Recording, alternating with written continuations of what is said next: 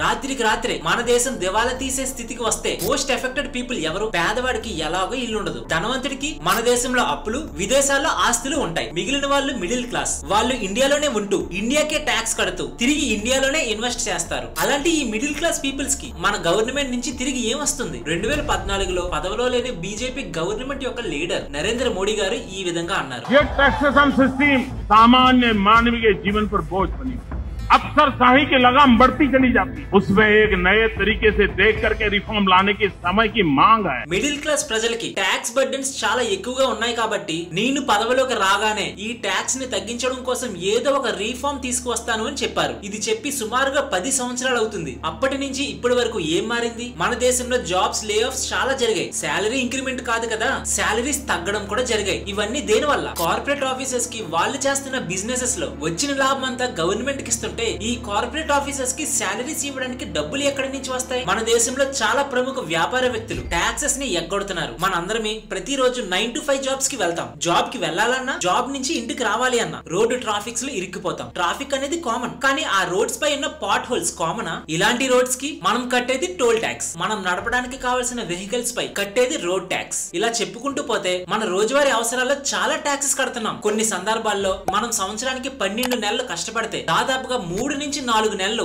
మన గవర్నమెంట్ కి ట్యాక్స్ కట్టడానికి పని చేయాలి. మనం పెట్రోల్ కొట్టించాలంటే ట్యాక్స్, మనం తినడానికి కావాల్సిన రైస్ పైన ట్యాక్స్, ఫ్రూట్స్ పైన ట్యాక్స్, ఆఖరికి తాగడానికి వాటర్ బాటిల్ కొందామన్నా దానిపైన కూడా ట్యాక్స్. అంతెందుకు, మనం బ్రష్ చెయ్యాలి అన్నా కూడా, మనం వాడే టూత్ పేస్ట్ పైన కూడా మన గవర్నమెంట్ ట్యాక్స్ కలెక్ట్ చేస్తుంది. ఇలా చెప్పుకుంటూ పోతే మన దేశంలో చాలా ట్యాక్సెస్ ఉంటాయి. ఈ వీడియో చూసిన వెంటనే చాలా మంది కామెంట్స్ చేయొచ్చు, మన దేశానికి ట్యాక్స్ కట్టకపోతే వాళ్ళు మన దేశాన్ని ఎలా అభివృద్ధి చేస్తారు అని. మీరు చెప్పండి, మీకు హెల్త్ బాగోకపోతే ఎక్కడికి వెళ్తారు? గవర్నమెంట్ హాస్పిటల్స్ కా? మీ పిల్లలకి చదువు కావాలి అంటే గవర్నమెంట్ స్కూల్స్ కా? ఎక్కడికి వెళ్తారు? గవర్నమెంట్ నుంచి మీకు ఏదైతే ఫ్రీ బీస్ వస్తున్నాయో అవి ఎక్కువగా ఉన్నాయా, లేదా మీరు కడుతున్న ట్యాక్సెస్ ఎక్కువ ఉన్నాయా? ఒక్కసారి కామెంట్ సెక్షన్ లో కామెంట్ చేయండి, మన వాళ్ళందరికీ కొంచెం తెలుస్తుంది. అంతెందుకు, గవర్నమెంట్ హాస్పిటల్స్ లో ఫెసిలిటీస్ లేక మనం హెల్త్ ఇన్సూరెన్స్ తీసుకుంటే దానిపైన ట్యాక్స్. గవర్నమెంట్ స్కూల్స్ లో ఎడ్యుకేషన్ బాగోదని ప్రైవేట్ స్కూల్స్ కి వెళ్తే అక్కడ 18% ట్యాక్స్. ఆఖరికి మనకు వచ్చే శాలరీ పైన కూడా ఈఎంఐ కన్నా ముందే ఈ ట్యాక్స్ అనేది టీడీఎస్ రూపంలో కట్ అవుతుంది. ఇంత ఎక్కువ ట్యాక్స్ తీసుకుని మన గవర్నమెంట్ మన దేశాన్ని ఏ విధంగా అభివృద్ధి చేస్తుంది? తాగడానికి ప్యూర్ వాటర్ ఫెసిలిటీస్ ఉండవు. పోనీ అదే ప్యూర్ వాటర్ మనం తాగుదాం అనుకుంటే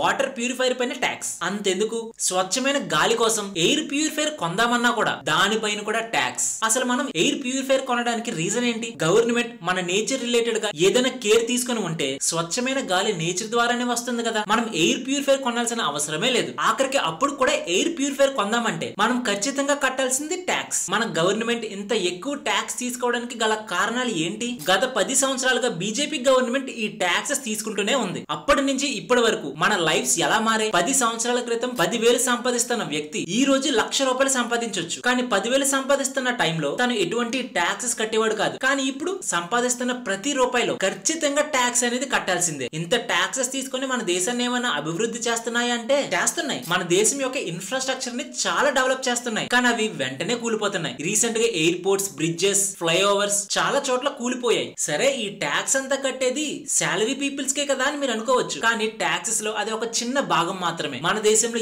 ఏ వ్యక్తి అయినా ట్యాక్స్ కట్టాల్సిందే. సరే, ఇన్ని ట్యాక్సెస్ నేను కట్టలేనురా బాబు, జాబే మానేస్తానన్న వాళ్ళకి ట్యాక్స్ ఉండదా అంటే ఉంటుంది. ఇంట్లోనే కూర్చుంటూ ఏదైనా ఫుడ్ ఆర్డర్ చేద్దామంటే ట్యాక్స్, ఫ్యాన్ ఆన్ చేసుకుందామంటే ఆ ఫ్యాన్ కొనడానికి ట్యాక్స్, ఆఖరికి ఫుడ్ ఐటమ్స్ దాచుకున్న ఫ్రిడ్జ్ పైన కూడా ట్యాక్స్ అనేది ఖచ్చితంగా ఉంటుంది. సరే, గవర్నమెంట్ ఇన్ని ట్యాక్సెస్ తీసుకుంటుంది కదా, దీనిని తగ్గించే మార్గమే లేదా? ప్రతి దానికి ఏదో ఒక మార్గం ఖచ్చితంగా ఉంటుంది. మన దేశంలో గవర్నమెంట్ ట్యాక్సెస్ ని 2 వేస్ లో కలెక్ట్ చేస్తుంది: direct tax, indirect tax. Direct tax అంటే మనం సంపాదించే ప్రతి రూపాయి పైన వేసే ట్యాక్స్ నే డైరెక్ట్ ట్యాక్స్ అని అంటారు. మరి ఇండైరెక్ట్ ట్యాక్స్ అంటే ఏంటి? మనం ఏదైతే వస్తువులు కొన్నప్పుడు మనకు తెలియకుండానే ట్యాక్స్ కడుతున్నామో దానిని ఇండైరెక్ట్ ట్యాక్స్ అని అంటారు. ఎగ్జాంపుల్ గా జిఎస్టీ. మీరు ఒక సూపర్ మార్కెట్ కి వెళ్లారు, అక్కడ మీరు ఎంఆర్పి చూస్తారా, దానిపై ఉన్న ట్యాక్స్ ని చూస్తారా? ఎంఆర్పీనే కదా. ఆ ఎంఆర్పీ లోనే ఈ ట్యాక్స్ కూడా ఇంక్లూడ్ అయి ఉంటుంది. అందుకే ఆ ట్యాక్స్ ని ఇండైరెక్ట్ ట్యాక్స్ అని అంటారు. మన గవర్నమెంట్ కి ఈ డైరెక్ట్ అండ్ ఇండైరెక్ట్ ట్యాక్సెస్ ద్వారా ఎంత డబ్బులు వస్తున్నాయి తెలుసా? డైరెక్ట్ ట్యాక్స్ ద్వారా సుమారుగా 20% వస్తుంటే ఇండైరెక్ట్ ట్యాక్స్ ద్వారా కూడా 20% వస్తున్నాయి. కానీ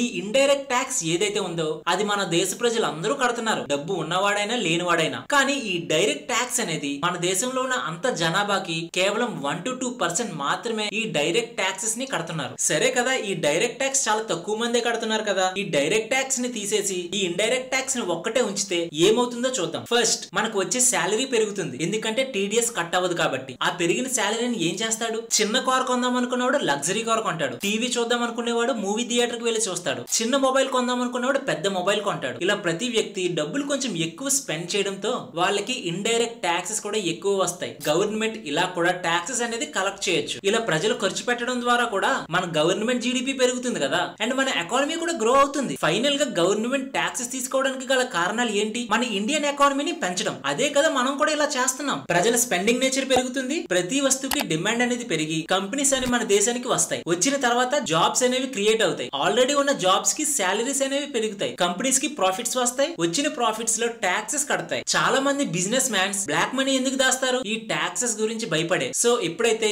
ఈ ఇన్కమ్ ట్యాక్స్ తీసేస్తారో అప్పుడు వెంటనే ఈ బ్లాక్ మనీ కూడా బయటకు వస్తుంది. మన దేశంలో మనీ అనేది ఎక్కువగా సర్క్యులేట్ అవ్వి మన దేశం ఎకానమీ పెంచడానికి ఏదో ఒక రూపంలో యూజ్ అవుతుంది. కానీ ఇవన్నీ సాధ్యమా? మీరు చెప్పండి. మీకు కానీ మీ శాలరీ నుంచి ట్యాక్స్ కట్టకపోతే వచ్చిన డబ్బులతో ఇలా ఎంజాయ్ చేస్తారా? ఎందుకంటే ఎప్పుడైతే మన శాలరీ పెరిగిందో మన స్పెండింగ్ నేచర్స్ ని ఖచ్చితంగా పెంచం, సేవింగ్స్ ని పెంచుతాం. ఇన్ఫాక్ట్ సేవింగ్స్ పెంచినా కూడా ఆ సేవింగ్స్ అన్ని ఏదో ఒక గవర్నమెంట్ స్కీమ్స్ లోనో స్టాక్ మార్కెట్ లోనో పెట్టడం వల్ల మన ఇండియన్ గ్రోత్ కి ఎంతో కొంత యూజ్ అవ్వచ్చు. కానీ ఈ ఇండైరెక్ట్ ట్యాక్స్ ని తీయడం వల్ల వచ్చే అడ్వాంటేజ్ కంటే డిసడ్వాంటేజ్ ఎక్కువ ఉంటుంది. ఫ్రెండ్స్, ఫర్దర్ గా కంటిన్యూ చేసే ముందు ఈ వీడియో కానీ మీకు ఇన్ఫర్మేటివ్ గా అనిపిస్తే ఈ వీడియోని ఖచ్చితంగా లైక్ చేసి మన ఛానల్ ని సబ్స్క్రైబ్ చేయడం మర్చిపోకండి. ఓకే, నేను ఒప్పుకుంటా మన దేశంలో ఉన్న ట్యాక్సెస్ చాలా ఎక్కువ. ఇన్ఫాక్ట్ చాలా పెద్ద పెద్ద బిజినెస్ మ్యాన్స్ ఆ ట్యాక్సెస్ వాళ్ళ భారంపై పడకుండా ఉండడం కోసం విదేశాలు వెళ్ళిపోయారు. దీనికోసం నేను ఒక చిన్న ఎగ్జాంపుల్ చెప్తాను. అమెరికాలో మన ఇండియన్స్ 1% మాత్రమే ఉంటారు. కానీ అమెరికా దేశం మొత్తానికి టోటల్ కలెక్ట్ చేస్తున్న ట్యాక్సెస్ లో ఇండియన్ పీపుల్ కడుతున్న ట్యాక్సెస్ 6% ఉంటుంది. అదేంటి? మన ఇండియాలో కూడా అదే ట్యాక్స్ కదా, మరి అదే ట్యాక్స్ మన ఇండియాలో పే చేస్తే మన దేశానికి ఉపయోగం కదా అని మీరు అనుకోవచ్చు. అమెరికా డెవలప్డ్ కంట్రీ, మన ఇండియా డెవలపింగ్ కంట్రీ. మన ఇండియా కూడా డెవలప్డ్ కంట్రీ లాగే ట్యాక్సెస్ అనేవి తీసుకుంటున్నాయి. కానీ డెవలప్డ్ కంట్రీ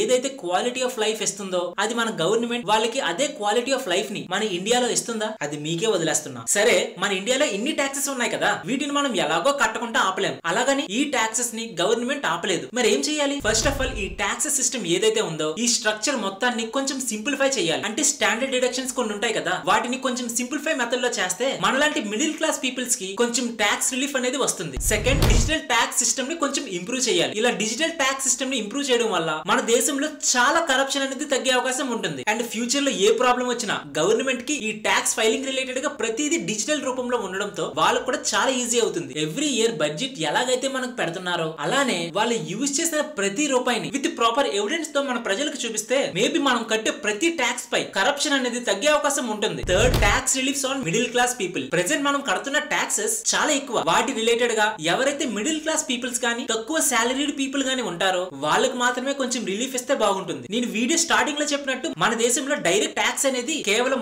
1 to 2% మాత్రమే కడుతున్నారని చెప్పాను కదా. మిగిలిన 98% పీపుల్ ట్యాక్స్ గాని కడితే ఎంత ఎక్కువ వస్తుంది? ఇలా అందరూ కడితే నాకు తెలిసి గవర్నమెంట్ మన దగ్గర నుంచి ఇంత ట్యాక్స్ అనేది కట్టదు. సో అందుకే ప్రతి ఒక్కరికి ఈ ట్యాక్స్ రిలేటెడ్ గా అవగాహన రావడం కోసం ప్రతి ఒక్కరిని ఈ ట్యాక్స్ రిలేటెడ్ గా అవగాహన తెలిపి ఎంకరేజ్ చేయాలి. లైక్ ఎవ్రీ ఇయర్ ట్యాక్స్ కడుతున్నందుకు ఎంతో కొంత రిలీఫ్ కానివ్వండి, లేదంటే రియంబర్స్మెంట్ కానివ్వండి, ఇలా ఏదో ఒకటి చేస్తూ ట్యాక్స్ పేయర్స్ కి కొంచెం ఎంకరేజ్ చేస్తే మన దేశంలో ఉన్న మిగిలిన ప్రజలు కూడా ట్యాక్స్ కడదామని అనుకుంటారు. ఫైనల్ పాయింట్, ఇది చాలా ఇంపార్టెంట్. మన చిన్నప్పుడే ప్రతి స్కూల్స్ లోని ఈ tax education and awareness related గా ప్రతి ఒక్కరికి తెలియజేయాలి. తెలియజేయడం అంటే కేవలం ట్యాక్స్ కట్టాలి, మన గవర్నమెంట్ మన దేశాన్ని ఇంప్రూవ్ చేస్తుంది అని కాదు. ఈ ట్యాక్స్ రిలేటెడ్ గా చాలా అవకతవకలు ఉంటాయి. అండ్ వాటితో పాటు ఎవరైతే మన దేశంలో ట్యాక్సెస్ అనేవి కట్టరో వాళ్ళకి ఫ్యూచర్ లో వచ్చే ప్రాబ్లమ్స్ కానివ్వండి, ఐటీ రైట్స్ రిలేటెడ్ గా కానివ్వండి, ఇలా వివిధ పాయింట్స్ గురించి చిన్నప్పుడే ప్రతి ఒక్కరికి తెలియజేయాలి. ఇవన్నీ నా ఒపీనియన్ మాత్రమే. మన గవర్నమెంట్ ఇంకేమైనా ఇంప్లిమెంట్ చేస్తే మన మిడిల్ క్లాస్ పీపుల్స్ కి ట్యాక్స్ రిలేటెడ్ గా ఏదైనా రిలీఫ్ వస్తుందేమో అని మీరు అనుకుంటే